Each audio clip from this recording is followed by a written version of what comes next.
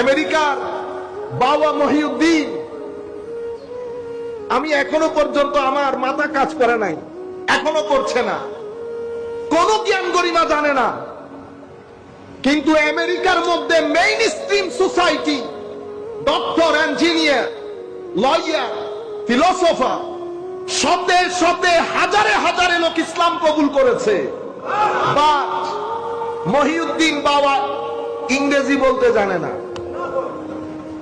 এটা কি ধরনের কানেকশন, কি ধরনের কমিউনিকেশন? এক ব্যক্তি চেয়ারের মধ্যে বসে অনবরত শ্রীলঙ্কান পাহাড়ি ভাষায় কথা বলছে, আরেক মহিলা পাশে বসে ইংরেজিতে ট্রান্সলেট করে দিচ্ছে, আবার ট্রান্সলেশনের মধ্যে ভুল হলে উনি আবার শুদ্ধ করে দিচ্ছে। সেই ডিসকোর্স বই হয়ে গেছে 65টার উপরে, এক এক বই 700 পেজ, 400 পেজ, কিন্তু উনি ইংরেজি জানেন না। এসেছেন, জয় করেছেন, দলে দলে মেইন স্ট্রিম আমেরিকান ইসলাম কবুল করেছে।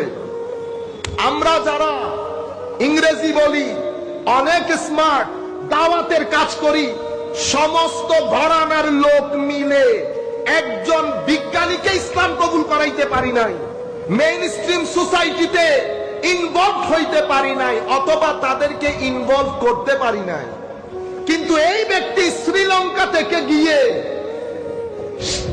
সামান্য 10 টাকার একটা গেঞ্জি, 50 টাকার একটা লুঙ্গি, শেষ বয়স পর্যন্ত ওইটাই পড়েছেন। কিন্তু শত শত বিজ্ঞানী, লয়ার বসে বক্তব্য শুনেছে। আমি এক মহিলাকে জিজ্ঞেস করেছি, 85 বছর বয়স, আম্মা আপনি ওনার কথা কার কাছে শুনেছেন? তো আমার বন্ধুর কাছে।